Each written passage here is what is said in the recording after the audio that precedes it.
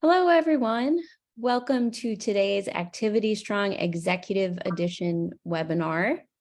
For today's webinar event, we are providing you with one free NAB, NCAP, NCCDP, NCTRC, and NZSRDT CEU credit. To be eligible for those CEU credits today, you do need to remain on this webinar for the full hour.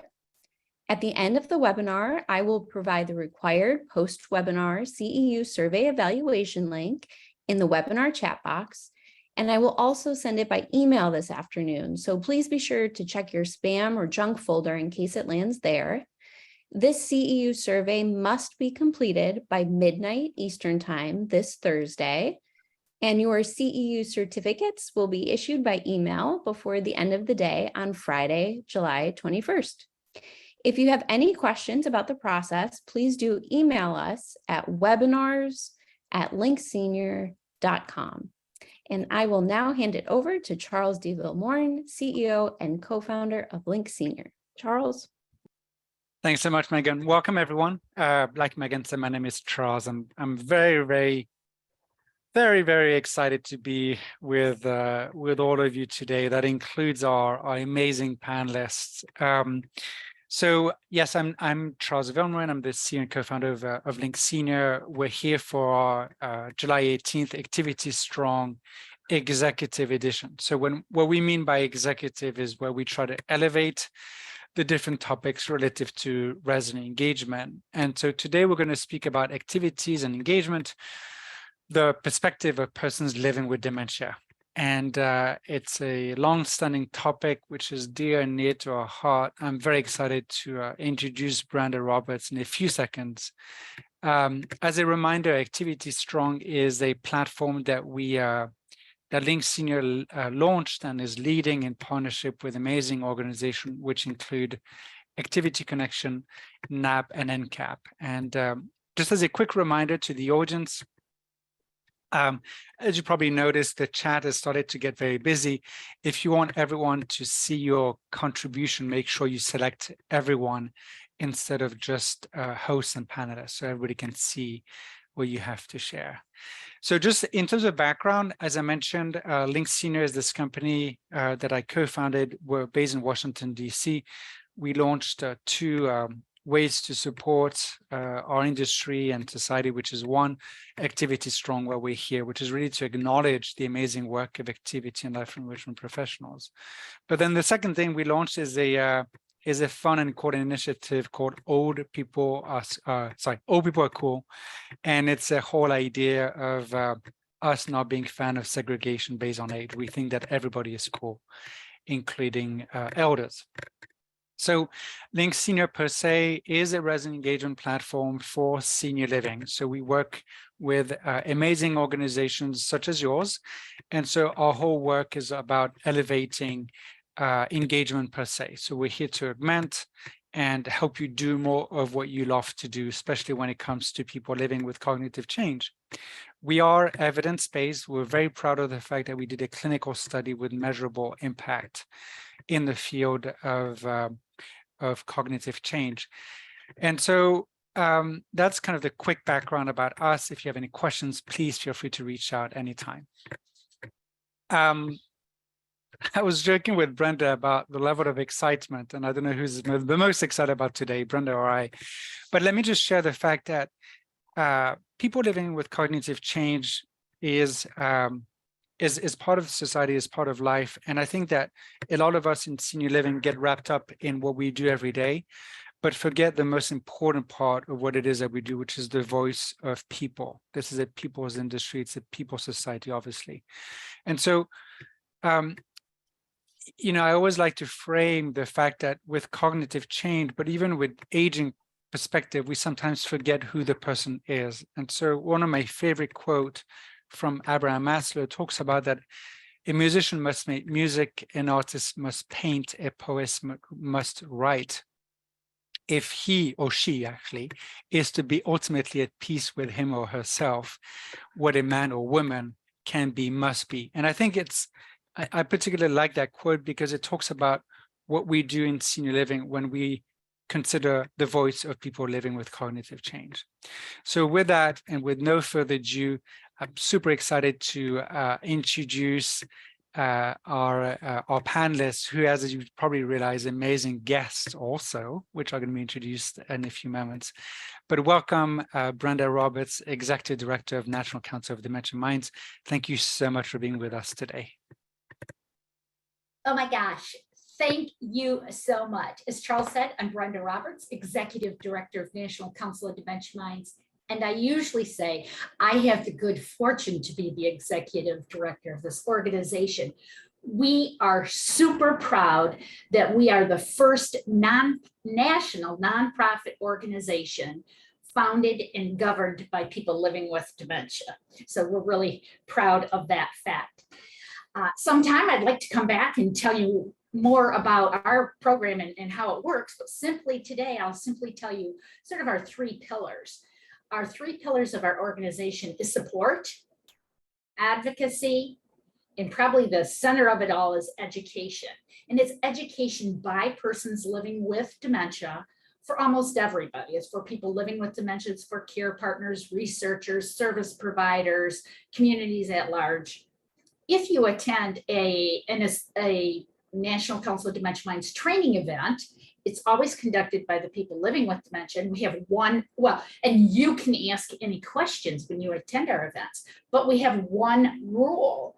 And our one rule is that only people living with dementia can answer the question. And in our training events, if they don't have the answer, the question remains unanswered. It's just an opportunity to learn from what we call the lived experience experts. So we have 4 folks with us today who are serving on our panel, who are all folks living with dementia. So I'm going to go around and ask you to introduce yourselves. And I told them, we'll keep it short because we have lots of information to cover. But with that being said, name, everybody's going to want to know what kind of dementia you're living with. But tell us something. You're all cool people, so tell us something. We were talking about being cool. Everybody's cool, so tell us something cool about you. And if you don't say it, I will. So before we get started though, Chrisanne, you're wearing something cool. So I'm going to ask you to tell us what your shirt is and then you introduce yourself too. My name is Chrisanne Lutz-Moss, and I am living well, or excuse me, my shirt says, I make Lewy body dementia look good. And it's more true on some days than others. I was diagnosed in the spring of 2020. And gosh, I'm a mother. I am a grandmother, all of the things that most women are. And I'm a nurse of 45 plus years, and I believe that advocacy has been my calling since I can remember. Even when I was taking care of patients, I was their voice. And that I have found with the National Council of Dementia Minds that I can continue doing that. I can lead from my seat and help to change mindsets. And I'm so grateful for the opportunity and glad to be with all of you here today. Perfect. Thanks, Chrisanne. How about you, Mel?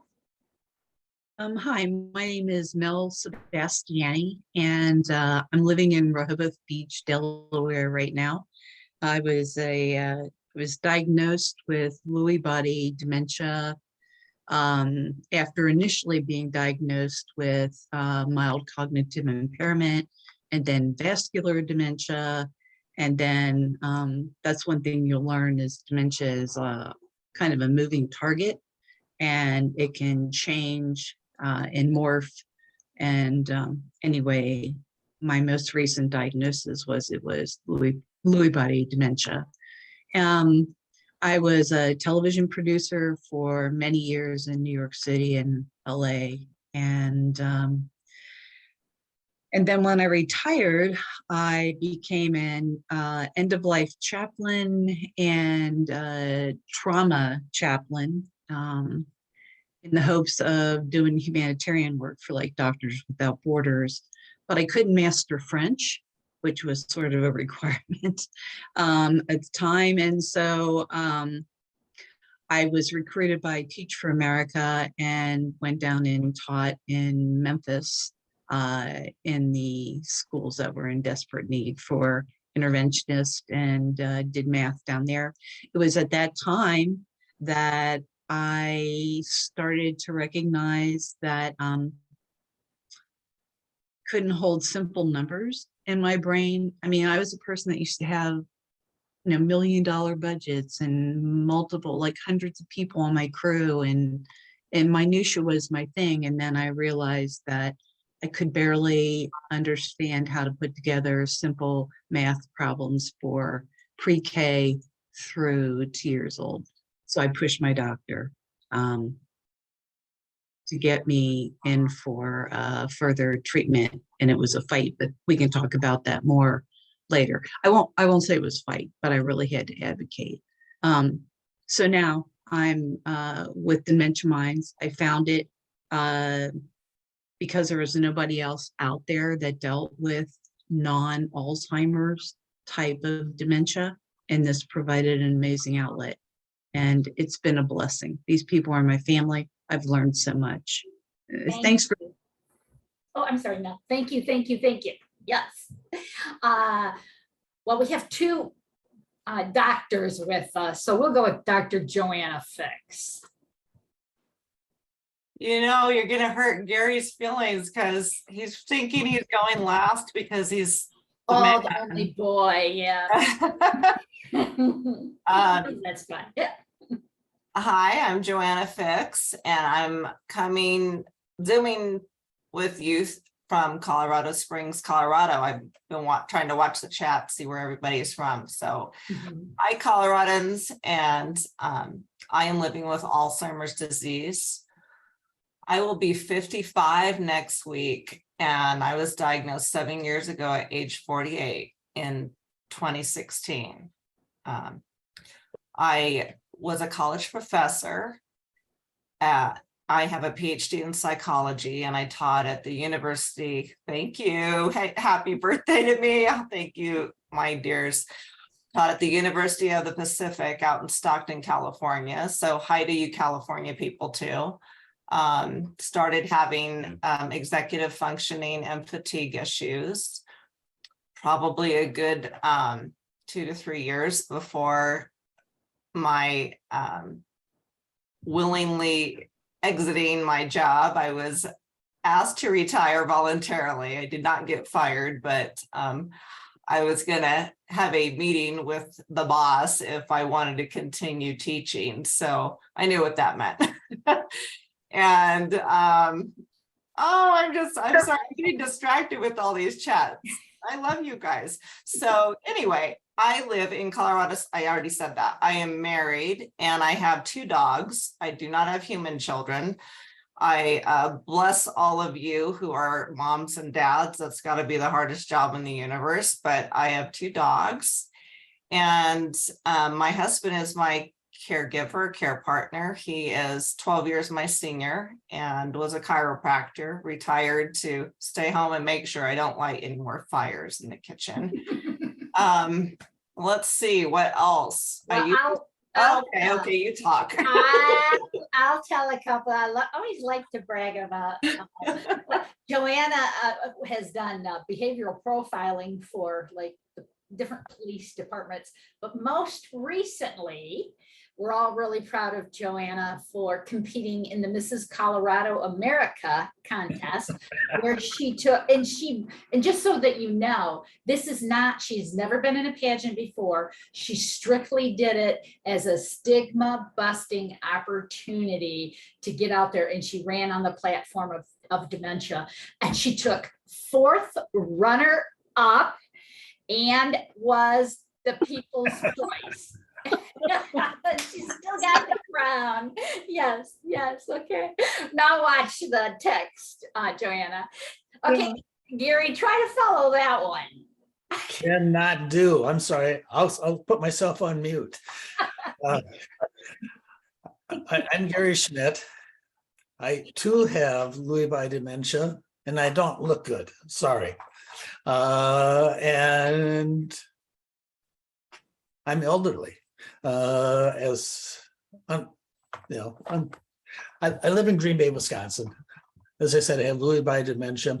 I worked as a primary care family practitioner in Wisconsin for 37 years, 30 of them as a medical director for a long care nursing facility, which turned into a multi-level care facility where my office was, and took care of a lot of people with dementia, and found out after my retirement, I knew nothing about dementia because I got diagnosed with it.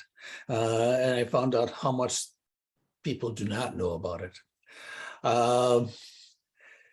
Coming from Green Bay, Wisconsin, I looked to Vince Lombardi, who was a Packer coach back in the 60s, if you didn't know that. He unfortunately went to Washington, where he shortly died. But he told his Packer team one year that you have priorities in your life now that you're on the team. One is God, second is your family, and third is the Green Bay Packers. So I've changed that. God, family, and now since I don't have anything to do with my life, seriously, as a retired physician, I'd like to advocate and educate people about dementia. And initially, I thought, I knew more about Lewy bodies, but as I've gotten with this group, I found that there's a lot of overlap between the different dementias. But there's also a lot of differences in the ages. You've got Joanna, who is young. And you got me, who's old. None of us, though, are sitting in a rocking chair. Well, I am. It's a rocking chair. My nose drools, and I do drool, but I'm not one I pictured in the nursing home that I took care of. So I've learned a lot, and I think I can share a lot to the different levels of caregivers that we have. Perfect.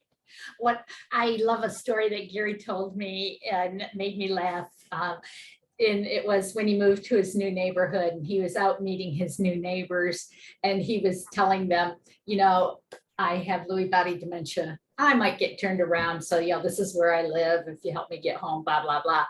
And the one neighbor lady, when he got there, she says, oh, no. You show up at my house, I'm going to tell you, you're here to mow the lawn. I loved that one. That was so cool. So what we're going to do next is we're going to watch the video, and I want to kind of cue it up for you. So we asked these 4 folks to define activities and engagement, what that means to them, because I was kind of interested to see with the change of terms these days, what they would think of that. And then I asked them to identify a way to provide meaningful engagement throughout the course of a typical day. Okay. And then the third was one thing they think an assisted living provider needs to know. So we've captured all of that on video. So Charles or Megan, if you'll start her up, we'll watch it and then we'll further that discussion and have some questions.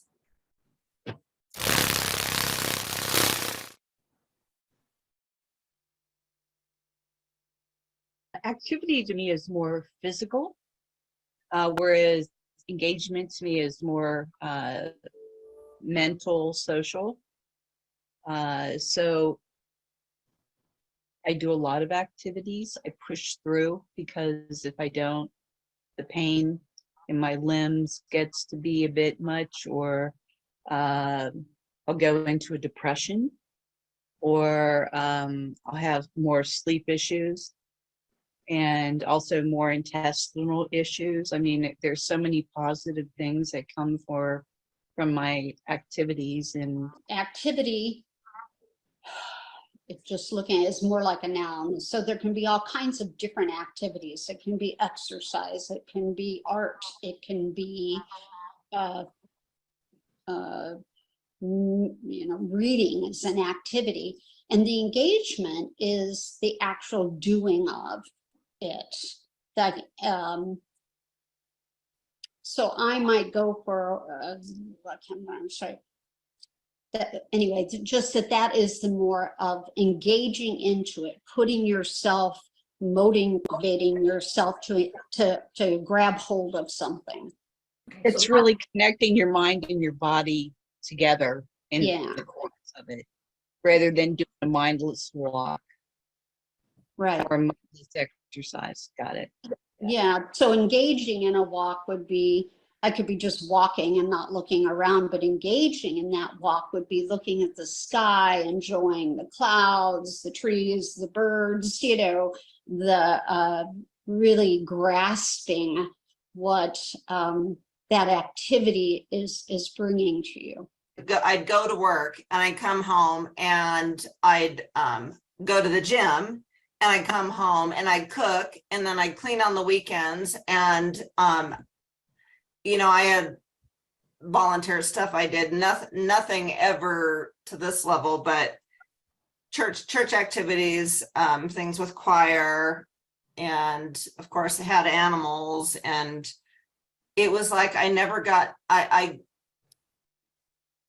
got bored within doing this constant activity of my life, which was weird because I haven't felt that way in probably 10 years. I haven't really had that awareness of becoming bored, but just that constant, I don't know if I ever spent much time in the moment.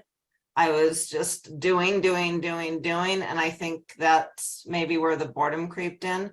But engagement, whenever there was an opportunity or the time and the patience to support engaging with anything or anyone, well, then I didn't feel that boredom. Activities, which I try to do, even walking.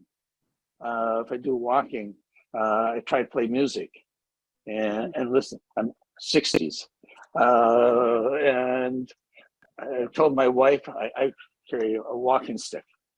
Just gives me more balance and I'm able to go faster. I said I was on this trail and there's good 60s music and I picked a walking stick in my hand like this. And I was going down the street. She says, I hope no one sees you, but I was engaging. But I also listened to the birds and watched that. Finding out what is an activity or what means enrichment to the individual. I know it's not bingo for me. I know it's not getting into a group with chairs of people doing yoga. I know what it isn't. And unless somebody comes and gets to know me a little bit, they're not going to know what that means for me. If I would like to say activities director, I think that term director just doesn't belong in a space like that, because it feels like kindergarten. Like these are, preschool, kindergarten types of, organization and directing and controlling. And this is people at the total other end of life that don't respond to that need something totally different, need to tap into what they enjoyed in their life. They have a whole history where preschoolers and kindergartens do not and need to be corralled. We have a whole history of life and interests and things to share. And that to me really needs to be tapped into and individualized. I like more of like rediscovery time, things like that, where it lets the person know that you are tapping directly into what their personal interest used to be. Hopefully there's information on them prior to admission that says what they liked to do in the past, and then cater to those past interests to help them relive memories or maybe excite some creativity inside of them. There are things that have to happen, right? You're talking about the bathing. People need to eat. They need exercise. those are all opportunities. One of the homes I worked at actually had a list on the door. This person came from this area. This is what the employment they had.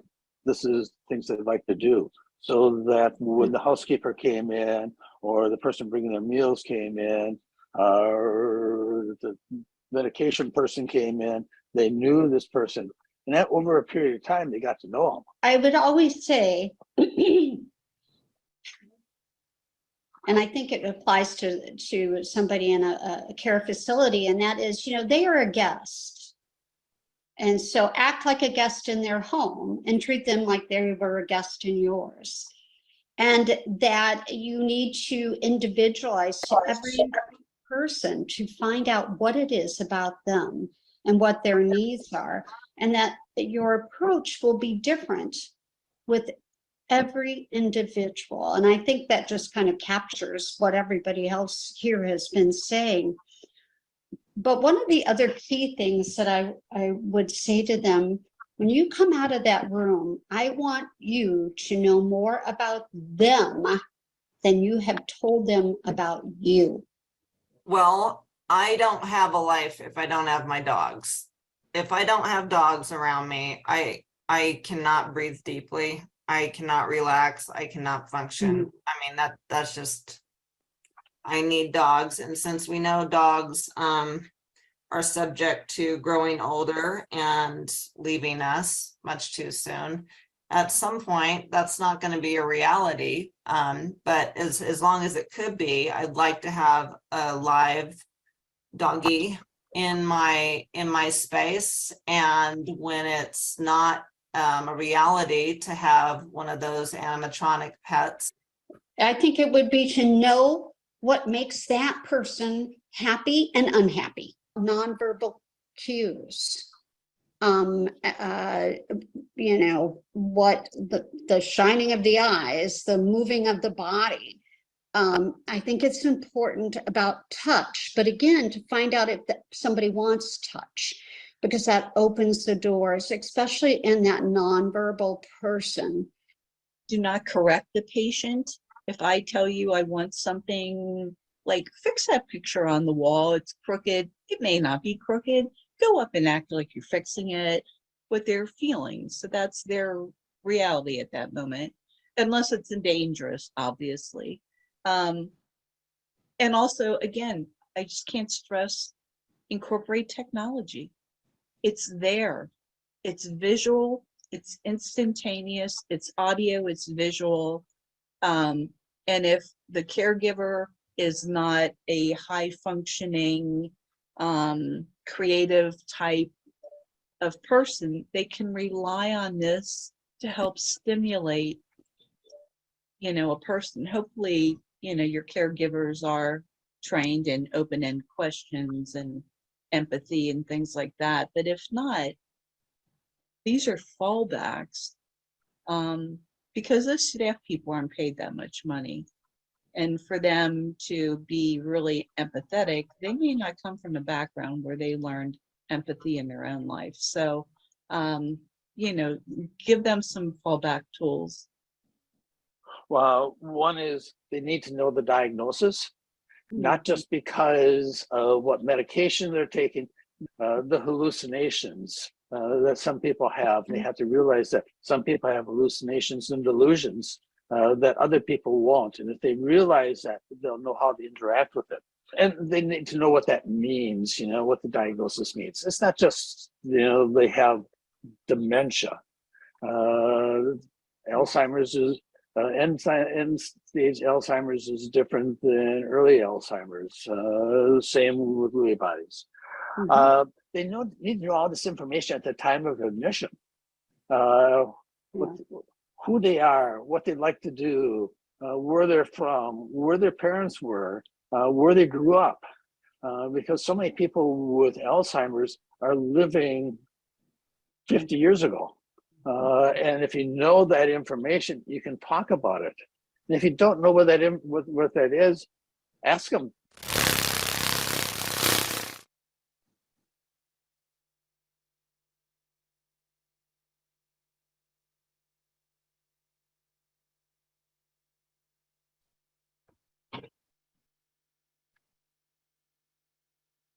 I have to unmute myself. That doesn't happen very often.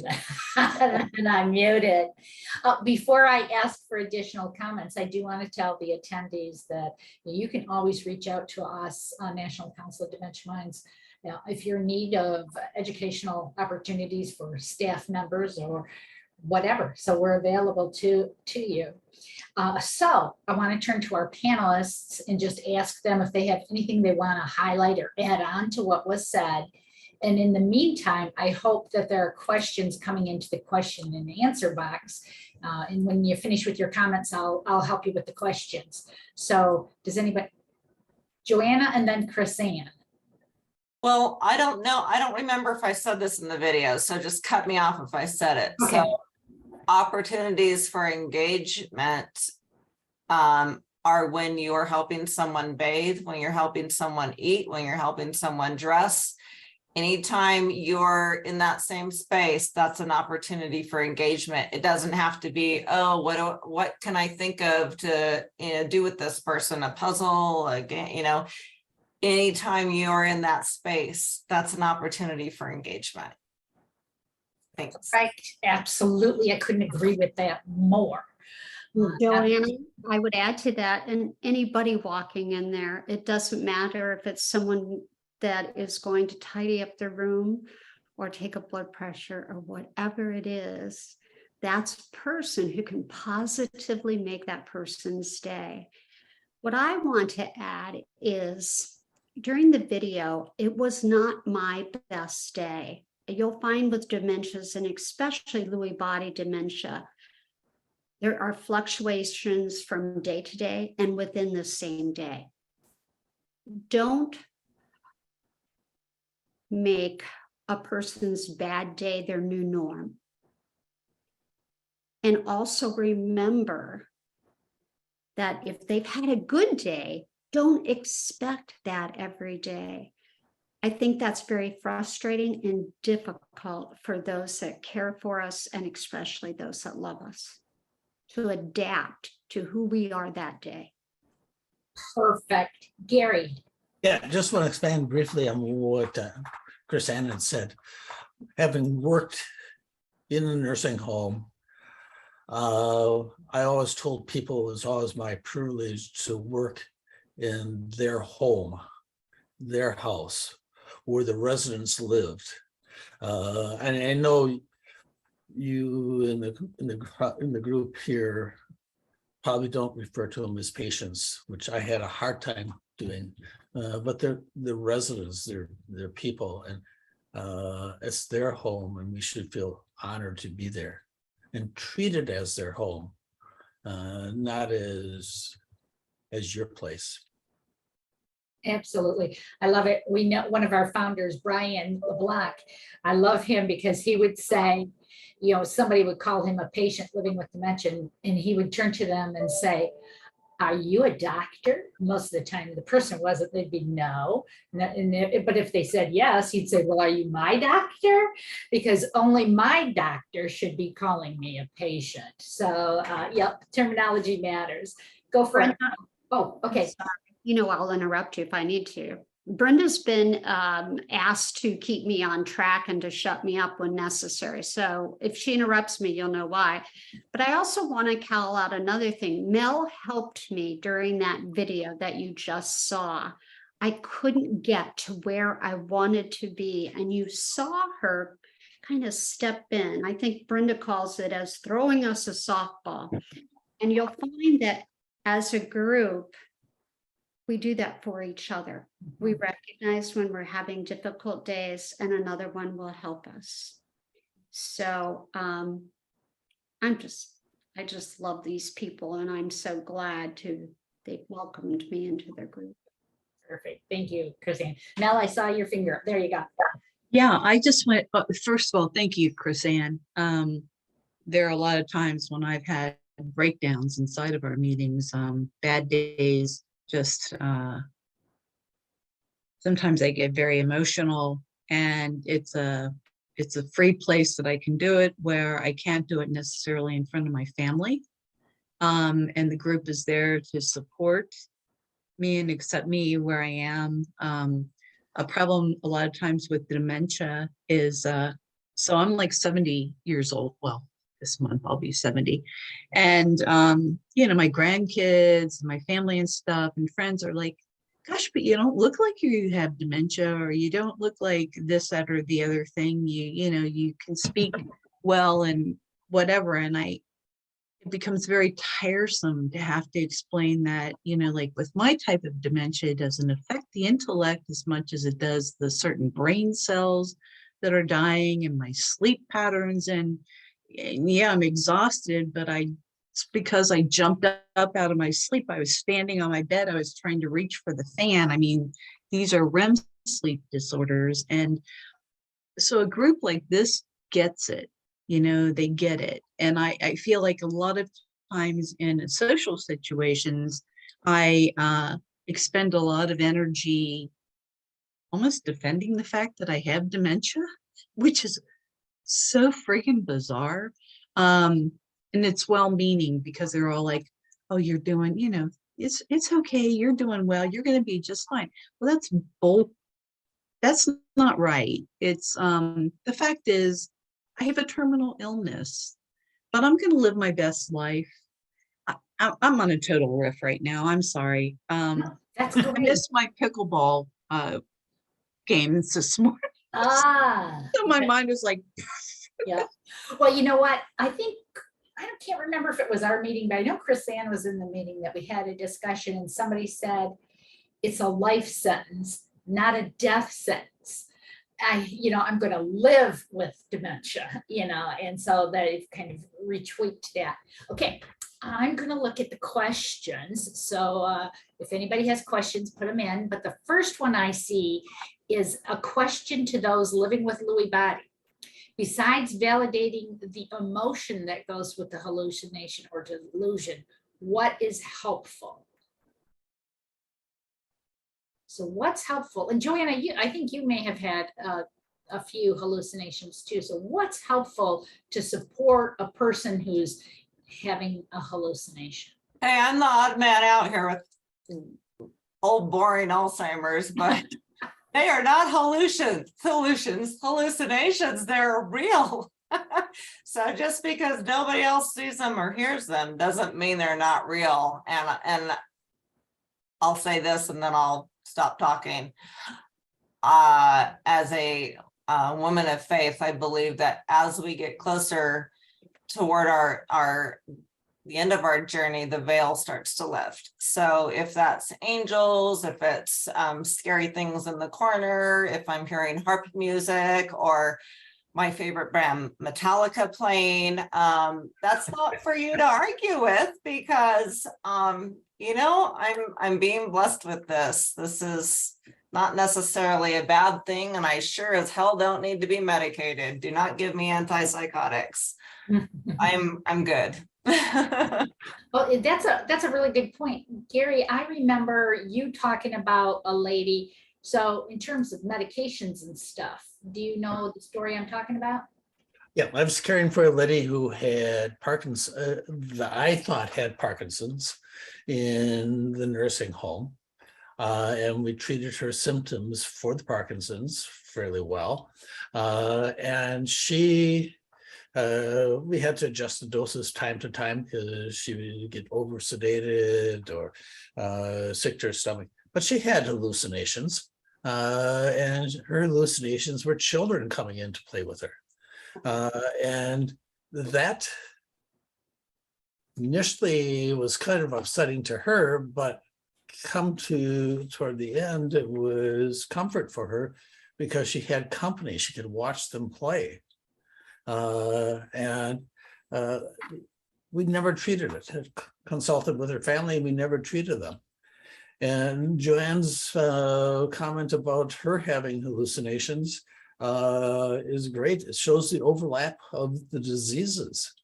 And maybe as a doctor, she needs to join the group of being people with a mixed dementia of join the Lewy body group. So we're fine. the hallucination doesn't always need to be treated with medication. Exactly. Okay, Mel, I see your hand up and then I'll come to you, Chris Ann. Mel? Yeah, I have different types of hallucinations or delusions. Mine are not so much visual, although I did think I was talking to my sister who was laying on the end of my bed. She's dead, but we were having a very long conversation. I guess so that would be a visual. But mine mainly started out with I was hearing sounds. So I would be like on the couch reading and I'd hear this like crumbly sound or like staticky sound, or I think I'd hear somebody's talking in the background and I'd say to my daughter, Heather, what did you say to me? And her door's shut. And later she came out and she goes, and I said, did you say something? She goes, no, I was sleeping. And, there was no sound, but I was having those. And then I had weird sensory delusional type of things, like with my smell. A lot of people with Lewy body actually lose smell, but I found that mine was heightened. And heightened for really weird things. Like I was smelling things that nobody else could smell. I would smell really awful smells and I would chase them down and I couldn't find them. And I mean, I was like disinfecting everything and doing what I could. And it was still there. And that happens to this day and nobody else smells it. So I know it must be related to my sensory situation, but I don't want to be medicated for it. I'm fine. I'm high functioning. It's like, as long as it's not, the only thing I have to be medicated for right now is really agitation problems that happen, which is something that happens with Lewy bodies. So I'm on Buspirone a couple of times a day as needed. And it also tamps down some of the like noises that I think I hear. So it's been very, very helpful to me, but I'm not suggesting anybody go out and take it without your doctor. But Sure. Yeah, well, I really appreciate the reminder that hallucinations we typically think are visual. I mean, that's the first thing that comes to our mind. So it's really, really a good reminder what you just shared. Go ahead, Chrisanne. Well, so much of my hallucinations have been such as Mel. I finally had a visual one and I was like, oh, thank God. I got it. But the other thing I want to kind of add on to what, what's your name? Gary said about His name, Smith, not her, him. Whoever you are down there, the old man down there in the corner. I love Gary. the drooling old guy in the rocker. I'm just a baby. I'm 64. Two things, and that is, for God's sakes, don't give somebody Haldol if they have Lewy body disease or dementia. It can absolutely cause side effects, rigidity, whatever else, Gary, that and oftentimes it plateaus them down. It's a stair step down and they never come back. So no Haldol, to the point where my neurologist out of Mayo has said, I put it on my allergy list. And I do have it on. I have a little thing on my watch that says I have Lewy body dementia, his name and number, and don't give me Haldol right there. So I think that's important. The other thing, it's not really a hallucination, but I don't know if y'all could see me. I had to get up and leave because we have trouble with temperature change. Lewy body does. And I don't know if Alzheimer's does or not, but Gary had put in one of our Facebook chats once that, he's looking for 72 degrees and that's it. And I've decided my neighbor's going to put us all on a bus and it's going to say Lewy bus bound for 72. But I had to get up and go get socks. All of a sudden my feet were just like ice to the point of pain. I thought I could get through it. My hands too, and I had to sit on them. But I walked a half of a block on Friday and it was hot. And I had on my little cooling fan. It's got cold plates. I had the thing on my wrist. I had the ice bottle around, you know. And by the time I got to the car and drove just a few blocks to my father's home, I couldn't get out of the car. I was overheated, nauseous, clammy, headache, foggy. And I had to call and get my sisters to come out to the car. They all thought I had stuff to carry. And I didn't want to frighten my 95-year-old father, but I had to. And I hated for them to see that. And yet it was one of the best things for them to see, that there are days I am great and then I'm not. So I just wanted to add that. So you see like this, cover us up. Yeah. Thank you for sharing that. I mean, this information is so helpful. And, you know, the other thing, what you're talking about, when you talk about the fluctuating abilities and days, you know, especially, you know, I've heard this from, you know, newly hired young direct care staff is, you know, they're manipulating, you know, they're just trying to be manipulative because they could do it yesterday. They don't understand that what I could do yesterday or this morning or this evening is totally different. So I appreciate you really bringing that. Not that I couldn't be manipulative. Right? Yeah, I'm not saying you're not. But you know what? I don't think that's the case. We would like nothing more Yes. to have those functions and be who we once were. But we like who we are today too. It's good. It's a choice. Okay, I see Mel and then Gary. One thing I wanted to mention too is beware, especially, and with Lewy body, I don't know if it's true for other dementias, but be cautious of having any kind of anesthesia that puts you under. It has a lot of bad rebounding effects for us and sometimes can set us back into a pretty bad place. So be super cautious about that. That was information told to me by a neurologist who now also has Lewy body dementia and knows of what she speaks, and research is showing that that's true. So if you have to have procedures done and you can do it under a local, do that preferably, and be very aware of interactive drugs that can really adversely affect you. A lot of your GPs do not understand a lot of the intricacies of drug interaction with this type of disease. And so just always ask questions, always double check with your neurologist, do your own research, be an advocate, fight for what you need, fight respectfully, but push for what you need. Do not just, I was going to say flaccidly, passively accept, shut up, Joe, passively accept you know, what you're told. Question. Absolutely. Gary, you had your hand up. Do you remember what you wanted to say? I wrote it down. Good.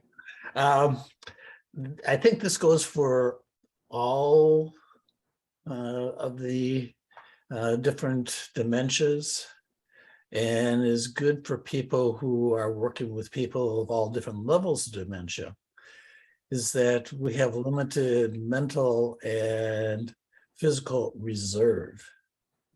So if you have someone at the end stage and you put them in an activity, they may only last for 5 minutes.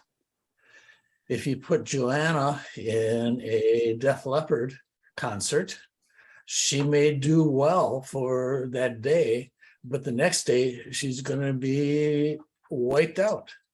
My wife and I went to a concert this last weekend. It was great. Now, I went there on Friday night, and Saturday morning I couldn't remember who it was, and I'm trying to think who it was supposed to be. I can't remember. Neil Diamond. Neil Diamond, thank you. I have people that are my second brain. It was an outdoor concert. And I wasn't sure I was going to like it, but I enjoyed it. I didn't get up and dance, although I did bob my head a little bit. And before we went, I couldn't remember any songs that he sang.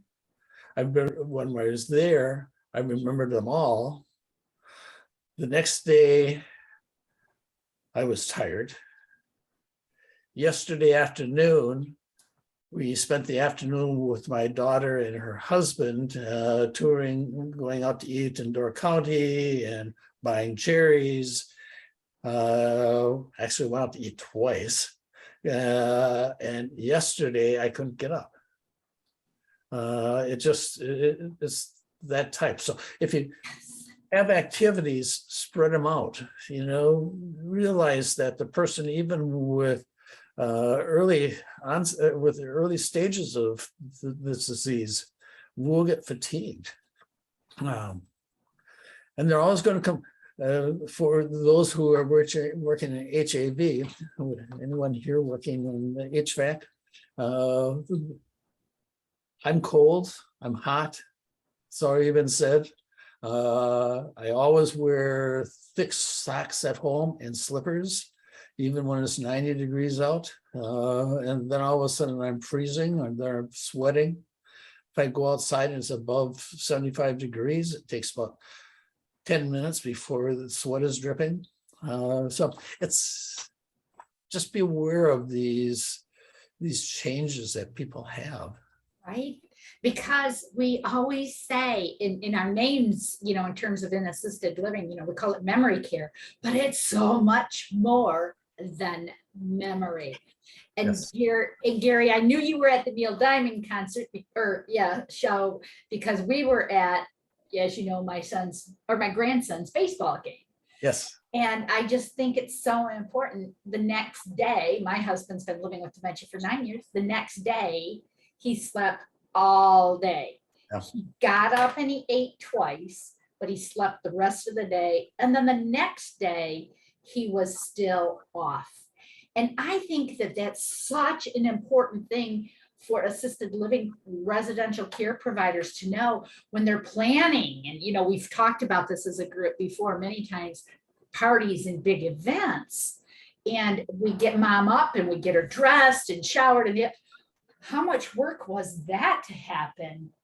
And now we expect her to show up at the party too, so it's just so much. So what you guys are given is such great. Chrisanne and then Mel. I saw something in the chat. It was about hallucinations working and then working through the past, if we're working through those issues. I don't think so, but I'm not an expert. Yeah, Joanna, the PhDs and docs are a lot. I'm like, nah. I find that those come through in our very vivid dreams. I have a funny story, and that is, and they've all heard this before. My girlfriend lives way too long.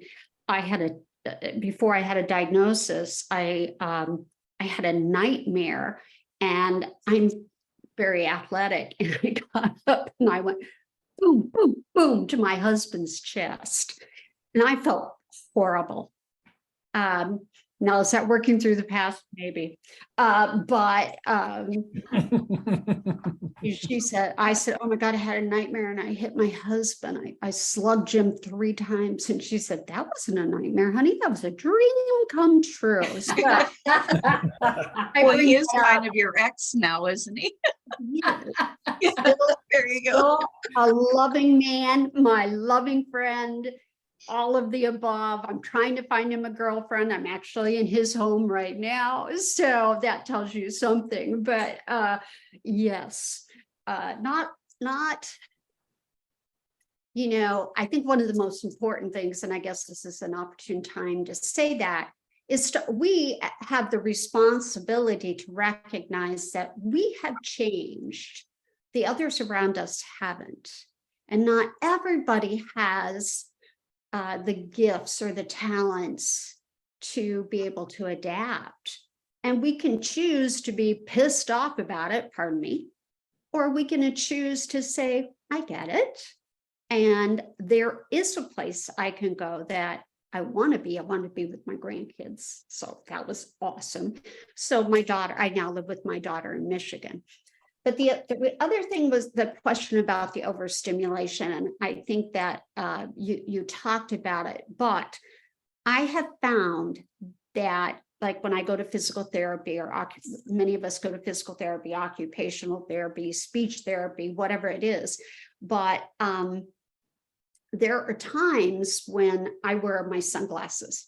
So I'm not overstimulated, or I ask them to dim the lights. I wear hearing aids, so I'll turn on my music, oh God. Joanna, tell us what. Joanna, I love your soul. I love your soul. She's What are beautiful you called, and Joanna? Tell us about those earmuffs.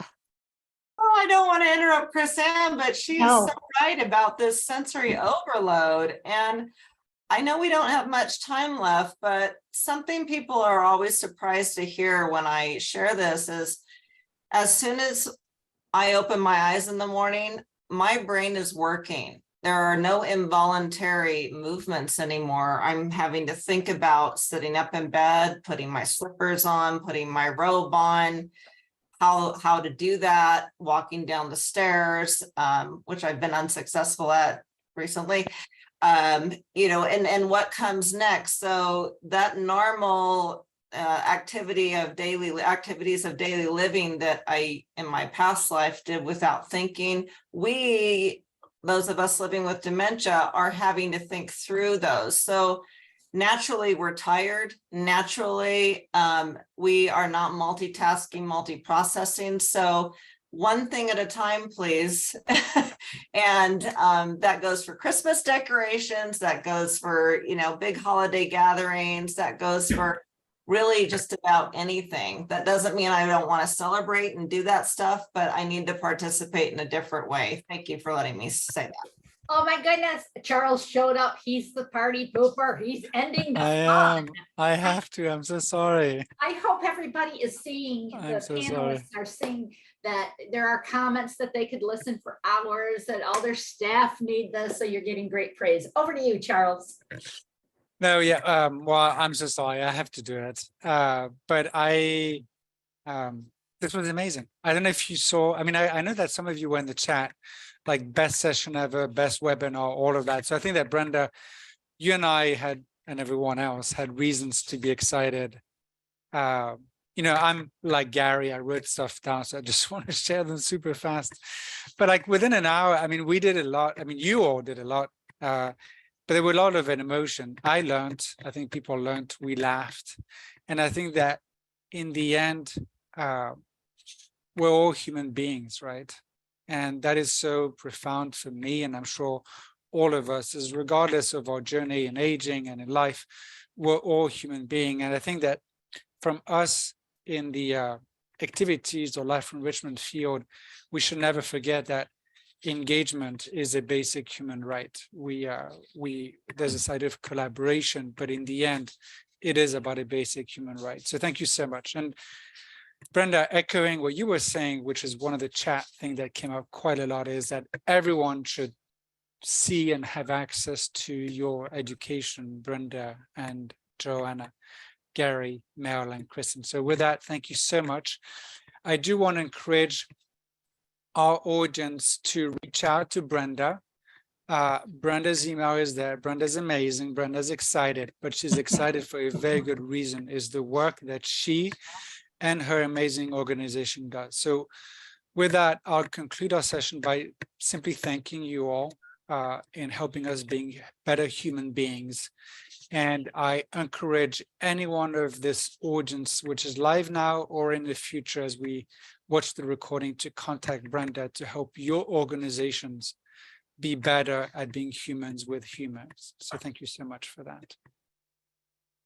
Brenda, one last word in one sentence. Contact us. Yeah, perfect.